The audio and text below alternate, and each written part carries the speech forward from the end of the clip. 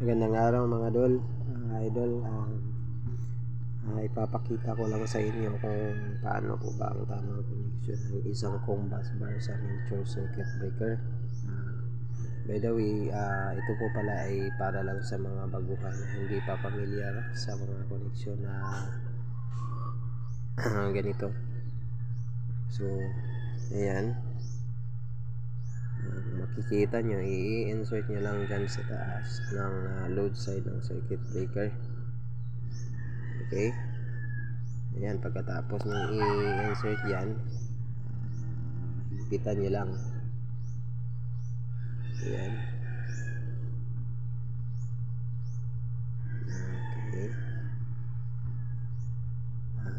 Okay, so ito po pala isang klase ng breaker na tinatawag na miniature. May rail, ito po ay isang rail type breaker. Tara, tingnan natin kung ano ang nasa loob ng isang bus bar. Tanggalin natin. Ayan. Kung makikita nyo dyan, yan, may dalawang bus bar lang yan sa ilalim. Yan, para may show ko sa inyo, tanggalin natin. May lock yan sa gilid para hindi talaga siya, safety siya na hindi magkadikit yung dalawa. Yan, kung makikita nyo yan, may division yan sa dalawang bus bar.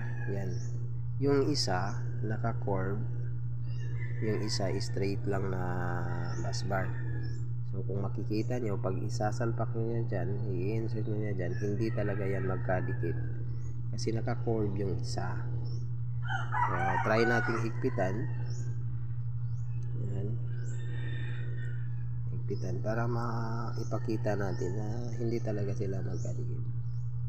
Yan, pag nai-insert na yan sa loob, yan, kung makikita nyo, may distance pa yan sa yung dalawang bus bar. Hindi yan talaga magkadikit. Yan.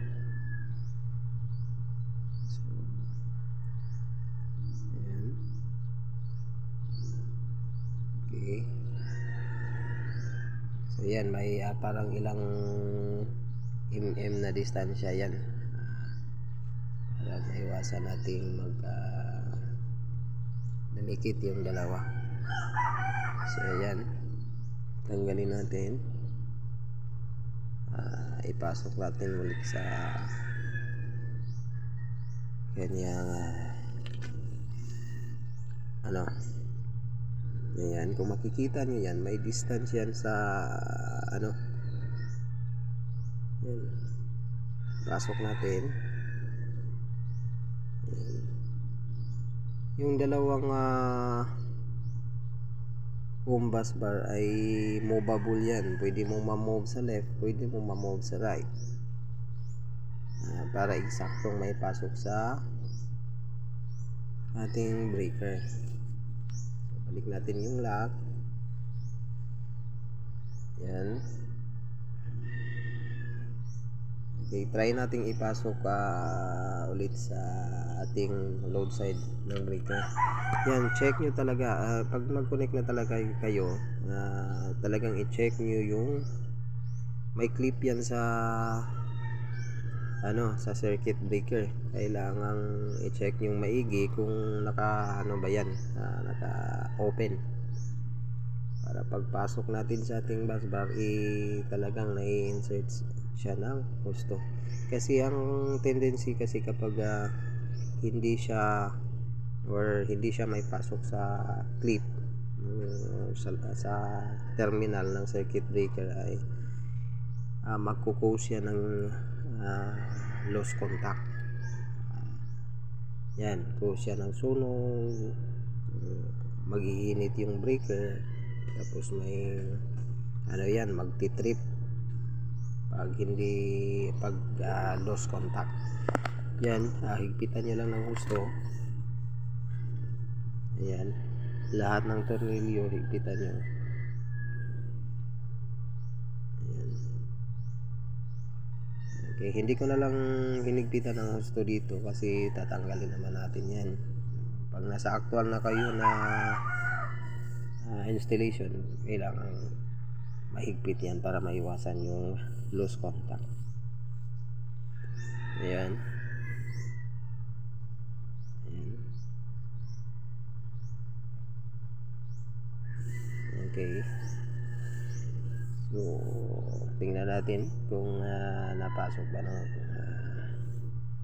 correct ba yung pagpapasok ng terminal. Okay. So, okay. So, pag nasa actual na kayo, kailangan anuhin nyo yan, kailangan higpitan nyo na. Yan, may clip yan sa loob. Yan. Makikita nyo yan. So kung actual na talaga na connection, dito nyo ipapasok yung load side, yung sa main breaker natin, tapos connect natin dyan papunta dito sa ating bus bar kasi kinulang tayo sa okay, thank you.